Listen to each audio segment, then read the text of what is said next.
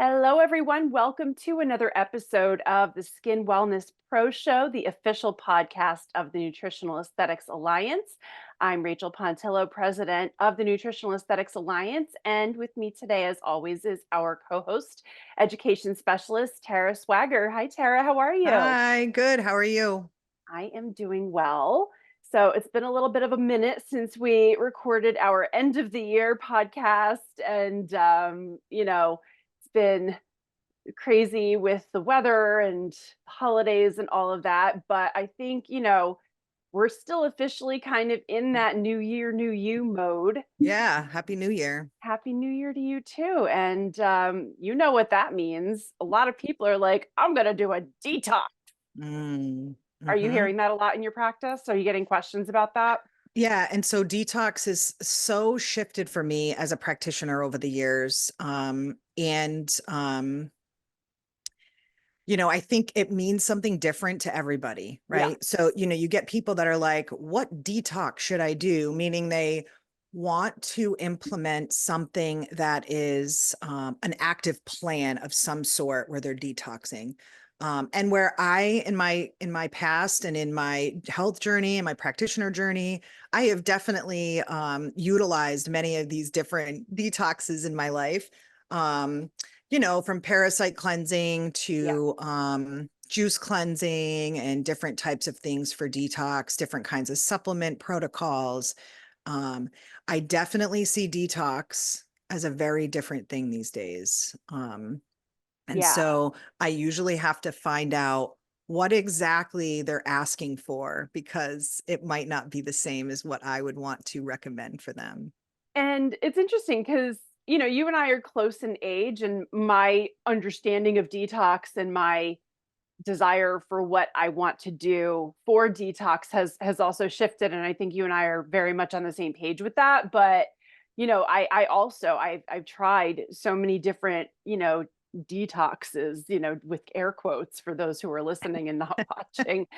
I've done everything from ace bandages soaked with minerals Mm-hmm, and mm-hmm. going on a treadmill for an hour with baggies on my hands and ankles collecting disgusting smelly liquid because that's toxins, right? I've done the foot baths. I've Mm-hmm. done compression body wraps. I've done Mhm. ionothermy, which is where you're on a cruise ship and you got clay smeared all over you and then Mhm. electrodes zapping you for half an hour. I mean, Mhm.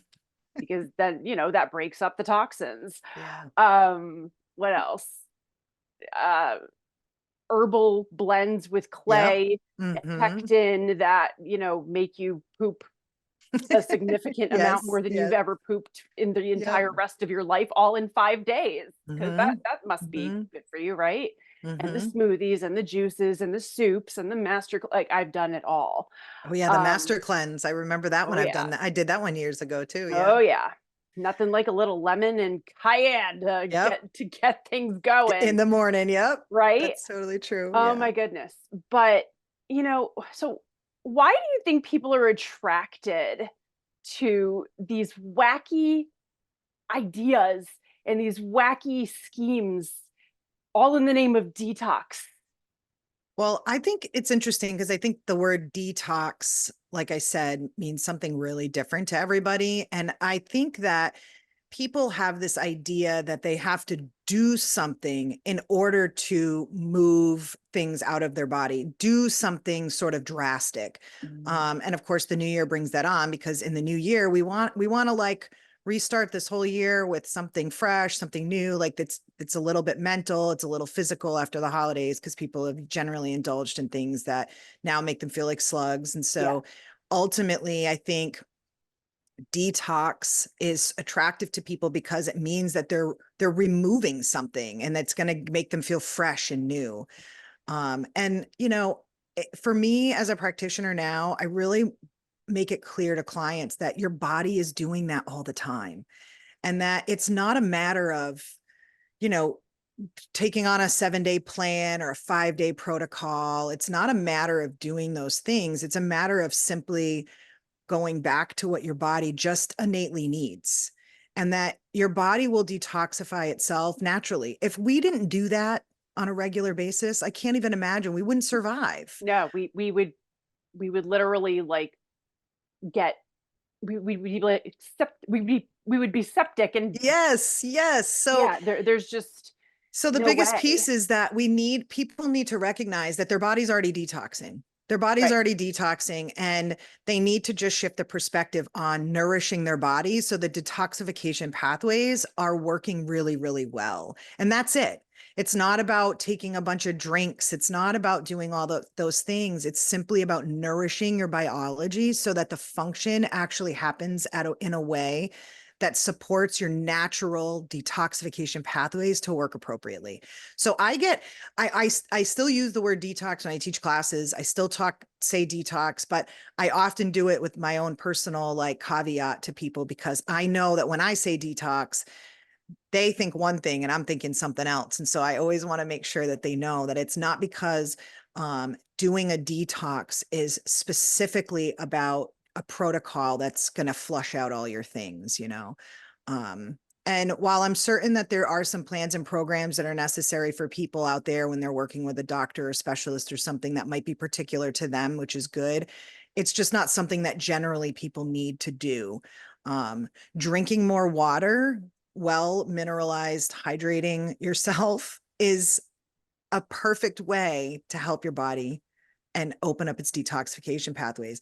And that's something that you don't need a 7-day program for, Yeah, you know? no, that's something that's so simple and so basic. And I know there's a lot Mhm. of electrolyte waters on the market. Some of them are very expensive, but we have a really quick and easy recipe in the blog post that you did for us about cellular hydration. So Mhm. if those of you who are listening want that recipe and want to learn more about the importance of minerals in your water for cellular hydration and how that helps your body function, for things including detox, go to our blog at skinwellnesspro.com and search for cellular hydration Mhm. into the search, and that'll bring up that blog post, which has Tara's recipe. So, speaking of that in particular, which I think is really important because these days I see these people walking around with big, huge containers of water. The Stanley Um, cups and the big containers of water. And while having water it is good, I think that just, you know, people need to understand that plain water is oftentimes probably diluting the minerals in your cells, and you probably need to put minerals back into your water. Doesn't matter where you are, doesn't matter um, if you even if you have well water. So we have well water here, so our well water does have minerals in it, but we still add minerals to our water here. If you are living in a city and your water that's coming out of your tap, it's all filtered, generally there's some other chemicals in there that can be detrimental to the minerals in your body as well. You want to make sure you're filtering the water that comes out of your tap if you're in a city, or if you have community water like that. But after you filter it, you need to make sure you're adding the minerals. The minerals are what helps the water absorb into your cells. So, you know, walking around with huge gallon jugs of water is not going to hydrate you. It's probably going to deplete you. It's probably going to, within a week or so, you're going to feel you're going to start feeling tired. You probably won't feel, you feel sluggish. And so the recipe that we have in that blog post for cellular hydration, it's called Soleil water. And one of the great things about it is the most inexpensive way to get yourself natural minerals. I mean, I have a store. I sell electrolytes. I sell Quinton. I sell different types of remineralizing sea plasma water. But the truth is I always tell clients, like, yes, here you have options to buy if you want the convenience of that. But the truth is, all you need to do is make a saltwater solution at home, and and it's very, very inexpensive. So you don't need to get fancy. These things come from nature, and a little bit of that isotonic solution every day in your first water is so valuable to that hydration. So if it's the new year and you're like, here I am with my hydration, I'm going to drink all this water, make sure you're getting your minerals, because otherwise you're really diluting the minerals in your cells, and you're probably going to end up not really gaining the benefit that you think that you're gaining for all that work if you're hauling around those big water jugs. absolutely. And I have to say, you can actually do a little experiment at home to feel the difference between regular water and water with added minerals in it. This is something that I realized And I ever since I started telling people that this happened to me, they're like, "Oh my gosh, you're actually right. You're actually right." So, when you drink a lot of water just from the tap or bottled or filtered, how often do you have to pee throughout the day? Mhm. Like a pregnant woman, right? Or, Mhm. for those who have never been pregnant, a lot. You have to pee a lot. You literally have to plan your day around peeing Mhm. instead of, going about your life. But when you drink water with added minerals in it, you don't have to do that as much Mhm. because the water's actually going into the cells, into the different places in your body where Mhm. it's needed. And that hydration is actually staying there instead of just whoosh, going right out. So Mhm. I encourage you to try that at home and see if you can feel the difference in that, just so you know, like, adding that little bit of mineral really does make a difference. I Mhm. did the experiment myself with a 32-ounce mason jar of regular filtered water versus 32 ounces of mineral enhanced water, and I was astounded Mhm. that I was able to drink 32 ounces of water without having my entire morning disrupted by having to go to the bathroom. Yeah. So if you're a practitioner that's listening, I encourage you to understand the concept of this water hydration yourself. Just like Rachel said, that's a great thing if you want to go ahead and experiment. If you want to just understand that it's been researched enough and we're telling you that this is important, you just do it, that's great too. But I think this is also, as a practitioner, something that you need to pay attention to with your clients, Mhm. okay? Because um, when I ask my clients if they're drinking water, sometimes they're honest and like, I don't drink enough water, right? So then the conversation is simply about how I tell them how they need to increase their water. But I would rather see my clients drink less water that's mineralized than drink more water that's not. Okay. Because the quality of the water matters.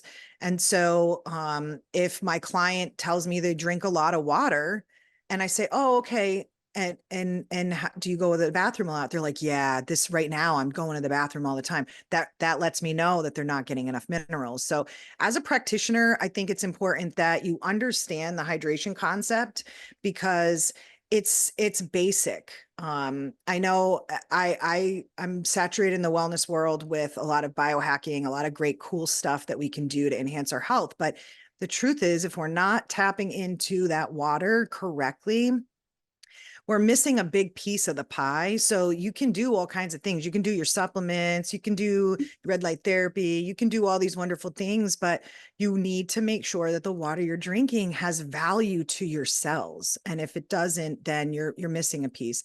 So the action there with your cells is that inside of the cell, there's the minerals already, right? And this is the minerals have a frequency.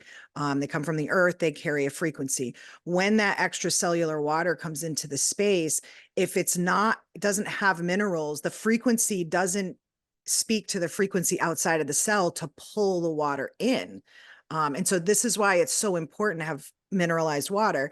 Now, while that sounds kind of complicated, our soil and our earth no longer carries the mineral content that it did hundreds of years ago. And so we're lacking. We've got pollution, we've got plastics, we've got things depleting all of these minerals, um, Agribusiness. agribusiness. And so we're not getting the same water because people will say, well, no, that's not true. All you need is just natural water from the well. And yes, that you can do that. But certainly in this conversation for detoxification or with people who are upping their water intake, more water is not necessarily going to hydrate you better.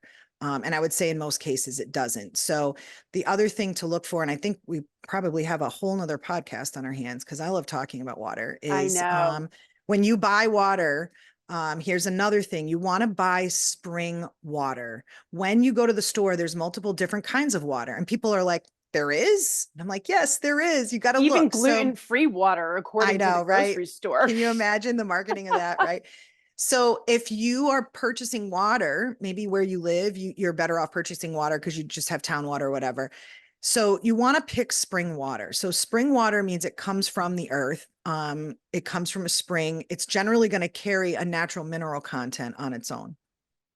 If the water is reverse osmosis, that's great water because it's clean, but it has no minerals. Right. So the reverse osmosis isn't a bad water as long as you add minerals. If you don't, you're also depleting your water in your cells because you're not getting the hydration. And then you have purified water. And purified water means came out of a tap in some city. And Probably it's went through some kind of carbon filter or to and get and all it the, and generally they're purifying with parasites out. Yep. And generally they're purifying with different types of chemicals in the water, Chlorine. chlorine, and there can be fluoride in that water too. And so all of those contaminants, while they're using them to clean the water, is actually they're nasty chemicals for your body. So you don't want that either. So Yeah. just look for spring water. It doesn't have to be super complicated, but look for spring water. That is the one you want to pick if you're going to buy it bottled. Yeah. And if you can't buy it that way, make the Soleil water. It's super inexpensive to buy salt and make an isotonic solution where you can add that back into your water. Love that. And between the purified and the reverse osmosis would be the better choice for your clean version of water. Right. But this essentially is detoxifying your body naturally every single day. So, Right. And a dehydrated body cannot perform its functions. And mhm, detoxification is a function that includes more than just going to the bathroom, it includes more than sweating. So, mhm, obviously, sweating, that's how the skin detoxifies. That's one of the ways the skin mhm, detoxifies. Going to the bathroom, another way we detox. Breathing, the lungs are detox organs, so making sure we're practicing deep breathing and we're taking full breaths and we're fully exhaling. And that's something that a yoga practice can really help support because it does focus so much on different ways to deep breathe. And that's also so great for stress management. that's a Um, detox strategy right there, oh is my doing goodness. yoga, Yep, right? And breathing. absolutely. Not complicated, not a big long protocol, but a very great strategy for starting your new year and adding in some detox for sure. Yeah, and I don't want to go into a whole tangent on the liver because that's a very large topic that could be a Ooh, whole probably series of podcast episodes. yes. But the liver is really the gateway organ to the rest of how the body functions. Everything is connected. The liver and digestion are connected. It's connected to, all the other organs, systems, and if the liver is overloaded, which for so many of us it is, just because of our Mhm, exposure to environmental toxins, which we've taught masterclass on that before, and we cover that a bit in the CNAP training program. But the liver has to deal with everything that the body takes in, whether it's something beneficial like food or supplements, or something that is not necessarily beneficial like too much alcohol or mhm, recreational drugs or medicines, medications, and also toxins, mhm, endotoxins that are produced by bodily functions, as mhm, well as toxins brought in, from the outside that the body then has to deal with. mhm. So, you know, I see a lot of liver detox Instagram posts, and there are some wonderful experts that know how to do that properly. But if that's something that you are looking at, I would encourage you to work with someone who really understands the different phases of liver detox, what order that needs to go in, because if you go out of order, um, it you can end up just working against yourself essentially. These are the trouble spots with detoxification, right? Is Right. that people want to have a program or do something and then they clamor all online. And so that's the thing with the conversation, is that your body can do this. It can't do it if you're not hydrated. So you Yeah. can start there. You don't have to go and get major, protocols. And water is definitely a good place to start. Absolutely. And when we're talking about a detox plan or a detox lifestyle, we also mean things like physical movement. We talked about Mhm, sweating, physically moving the lymph, physically moving things out. mhm, You can't have a stagnant, sedentary lifestyle and expect the body to be able to do what it needs to do on its own. So Right. sometimes we do need to support that movement with things like dry brushing, or rebounding, or going to Zumba, or even just walking daily. I Mm-hmm. know how you feel about your morning walks, Tara, Mm-hmm. and moving the body first thing in the morning. Mm-hmm. And This we've spent a lot of time talking about really easy lifestyle solutions that cost little to nothing, and we're going to mm-hmm. continue drumming that home. But Mm-hmm. it really is very important. It is. And I think it's interesting because for the human body is not stupid. It is No, so incredibly intricate and it's so incredibly smart. And I think that unfortunately, we as humans have also decided that there's things we can sell to people, and right? we can get their minds aligned to buy this package, because most people don't understand the intricacies of anatomy, physiology, and biology, because unless you've studied that, you're relying on people to give you information that have studied that. And so, um, and I think that the world has moved into a very commercialized space where they do want to sell, sell, sell. And there's nothing wrong with that. There's so many great things on the market. And I Sure. always say they're optimizers, right? But again, movement, breathing, water, these do not cost you money. They don't require that you invest a bunch of money. They don't have a start date and an end date. These are things you can do every single day that will keep your body functioning in a detoxifying way that it's supposed to have. So Yeah. this is a great way to keep your body going in the right direction without all Yeah. the without all the confusion, right? Which Or is the the one I should unpleasant do, detox or the kits unpleasant that taste detail. disgusting Yeah, and yeah, deprive you of food with actual nutrients. right, exactly. Oh my goodness. So let's tie this into talking about hormones, because Mm. hormones are something that we all deal with. I think a lot of people blame hormones for things going on at various times of life, whether it's a skin issue like acne, or overactive oil Mhm. glands, or rosacea, or melasma, or hormone associated flares of things like eczema. And we want to balance our hormones, or we hear about things like estrogen dominance where we need to detox our hormones. And we think about hormones usually in terms of sex hormones: estrogen, progesterone, There's so many. testosterone, androgen, the male and the female hormones. But we also have there's so many other hormones Mhm. that are involved in the endocrine system. And you know we a lot of people struggle with thyroid because they're either overproducing or underproducing thyroid hormones. And a lot of that has to do with stress and the HPA axis, and adrenal dysfunction. And again, it's all connected. So So connected. we've got to look at hormones as a larger conversation than Totally. just, are my periods regular? Am I perimenopausal? Is my Mhm. child going through puberty? Like, it has a lot more to do with that. And it does, healthy hormones do absolutely include healthy digestion, making sure you're getting enough nutrients. We talk a lot about different micronutrients and macronutrients in the CNAP training program, but healthy fat is something that hormones are essentially made of. So, Mhm. you know, if you're on one of these super low fat diets, which I think are going out of style, but I don't know, that new Yay. Netflix documentary that basically is promoting a vegan lifestyle. Um, Which is also bought and paid for from the corporations that own Impossible Burger and all of yes. those.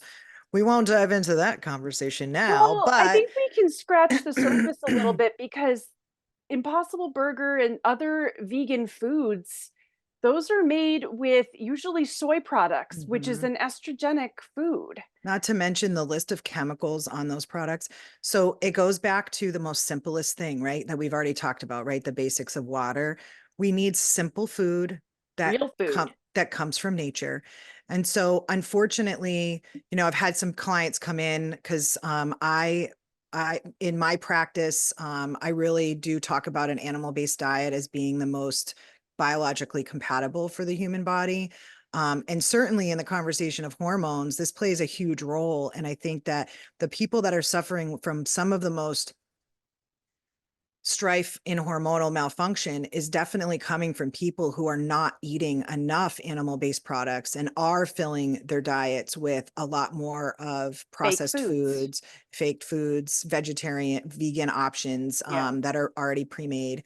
But I do think it's important for people to know that that documentary, and every documentary is like this. And so Yes. there's There's a always an bias. agenda. It's not Someone factual necessarily. someone has to pay for the documentary to be made. So Right. it costs money. So the interests of who wants to promote the idea is who pays for the documentary. You know, if I want to teach people about an animal-based diet and I decide I'm going to pay for a documentary, it's going to talk about the benefits of an animal-based diet, right? Right. So you can look at that as one-sided if you would like, but I also think it's valuable for people to understand that corporations that rely on people purchasing their product and making a documentary about veganism being the better choice, I think is a different kind of catalyst to what they want people to do, right? They want them to come and buy their foods. And so, They're food-like substances, as Michael Pollan, the well-known author, would call it, because yeah, that's it's, and that's so not something that our great-grandparents would recognize as food. how do we tie this into the hormones? Because I think it's Right. really important. So you talked about the soy, which is Yes. I don't think so. I don't climb on the soy is bad train, but I think that when you're a vegetarian or a vegan, and I can just say I call myself a recovering vegetarian because I was a vegetarian for 15 years. And so my insight in this is that my hormones became destroyed. Mm, And it was at that point in my health journey that I needed to start to shift my thinking into what was correct for my human body. But soy in and of itself, if you're a vegan or a vegetarian, is probably making up a huge portion of your protein. right, so it's And you're getting too much of it on a daily exactly, basis. exactly. So do I think soy is bad? No, not necessarily. I don't particularly, have that in my diet, but I don't get worked up if it shows up in something. A little soy sauce isn't going to be a problem for me. Right. But I think when you're eating a lot of those things, yes, it can be. So the way it Because relates, if it's textured soy protein, that's not the same as like a naturally fermented soy food, like, a little bit of soy sauce or tamari, right, right, right. and if you're eating seitan or tempeh all the time, Mhm. that's also not normal, because the Eastern cultures that soy is a part of the daily diet, they don't eat big hocks of it like that. They eat little bits of it for a little bit of And extra flavor or a little bit of extra texture. That's and not generally those people also have it in their culture because it grows naturally in their yes. country or where they are. And so It's not a that's subsidized crop right. that is oversprayed with, GMOs and Yeah. pesticides Ding ding ding, that, right? it makes up the majority of the US agribusiness profits like it is here. And So it's also feed for a lot of animals. So back to animal foods, we have yeah. to, and I understand that an animal-based diet versus plant-based, or a mix, you've got to do what's best for your body, because everyone is different and everyone Mhm. needs different proportions of macronutrients from different sources. I think variety is very important, but you've got to focus on the quality, because if you're on one of these keto diets or paleo or carnivore and you're eating factory farm meat, you are getting a lot of extra hormones that were given to the animals to make them, grow fatter, Grow fatter. have more Yeah. babies. You're getting the cow's natural hormones, or not the cow, but the animal's natural hormones, plus synthetic hormones, plus other substances that they've been given in their Mhm. short, miserable lives to make them produce more. And then your body has to deal with that. But they're also not grown in conditions that are health promoting. So that meat's Mhm. not going to have the benefit of the nutrients that you want it to have. Aside from, cruelty side of that industry, and we're not here to totally, go into that, because that's a rabbit hole So many So conversations. many conversations around meat, but the point is that if you're going to eat meat, I recommend focusing on the best quality meat you can find, whether that is organic or pasture raised, grass fed. I do like Whole Foods Market's animal welfare rating system because they explain how that animal was raised up until the time it was processed and what its life was like, so that you can kind of get an understanding of what you might be buying and consuming. I think that's really important. Well, And because like with the hormone, like if we're going to talk about hormones and detox, there's a the piece of the pie that people might not understand is that we're exposed to hormones, external hormones, right, endocrine disrupting chemicals that mimic estrogen every single day. It's in our air, it's in our food, it's in the mattress that you're sleeping on. It goes on and on. And so part of the package of hormonal detox, it's huge. It's absolutely huge. And so but the effort that can be made doesn't require purchasing detox programs. It right, requires understanding how to maneuver through your food processes and how to maneuver through your lifestyle to reduce your exposure and then also support the body. So for me, that's all of this is exactly what hormonal detox would look like. yeah, Not a package you buy, but understanding things you can avoid in your food sources and in your environment to reduce toxins, and then supporting that nourishment in the body so that we can detox like our body is meant to do, right? exactly. And I just want to bring up a couple points and then we do have to wrap. But on, the microbial level in the gut microbiome, there is a lot that can also be done to support natural detox, because when we eat foods and that food goes through digestion and depending on how efficiently people are digesting, endotoxins are released, fermentation happens, the sugars that we eat ferment, the proteins that we eat also ferment. It's called saccharolytic fermentation versus proteolytic fermentation. And how our bodies do with that, how efficient our bodies are with that, how intact the gut function is. And we do talk more about gut function in the CNAP program as well, and the microbiome. But toxins are released just by eating, and that's normal, and by body Mm-hmm. functions.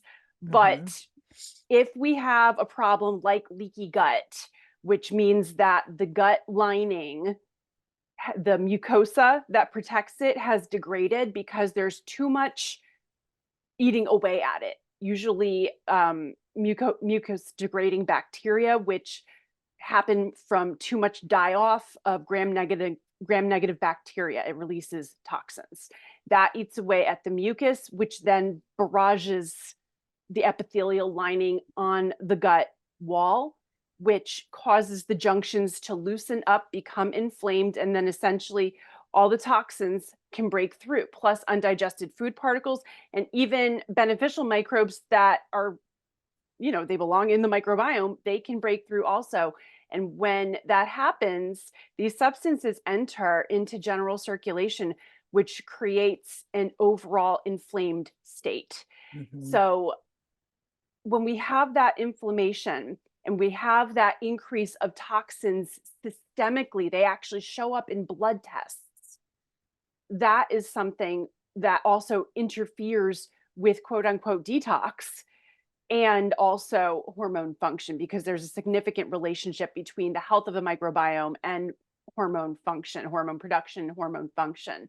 So if we're talking about detox, helping to maintain the integrity of how digestion and elimination are functioning by, you know, not eating foods that have too many pesticides, synthetic hormones, low quality fats, low quality proteins, and making sure that we are digesting properly. That those are things that can also help with just keeping the toxic load down. And unfortunately, usually it is the die off of the negative bacteria from the proteolytic fermentation that is producing the majority of these toxins. So a good quality probiotic is going to help with that. Sometimes a digestive enzyme if you're not digesting properly, and that would be something to talk to a practitioner about. But there are some things for people who haven't really been looking after their health for a while that they might need a little extra nudge. But these are things that can help. Great. That's great. Great Naturally explanation. fermented foods as well if you don't want to go the supplement route. But Hmm. again, these are things that we do go into more detail in our certified nutritional aesthetics practitioner training program. Hmm. And we are going to have a master class coming up in the near future about hormonal detox, where Tara is going to go into all of this in more detail, which will be available for you. We don't have a date just yet, so definitely make sure you follow us on social media. Instagram is our best platform at Nutritional Aesthetics, and sign up for our newsletter on our website, skinwellnesspro.com, so that you stay in the loop for all of our upcoming events and special offers. We will have an enrollment period opening up for the CNAP training program too. So stay tuned for that. But I feel like we just scratched the surface today, Oh, we Tara, but I did. know we have so many more conversations to We have on this did. topic. But thank you for being here, listeners, and those of you who are watching on our YouTube channel. Please like and subscribe to the Skin Wellness Pro Show on whatever platform you get your podcasts. Leave us a comment on YouTube with any questions or suggestions you may have for different topics that we can talk about. We would love to hear from you. And we will be back soon with Yeah. another episode. Thanks, Tara, for being here today. Thank you. All right. Bye, everyone. Bye.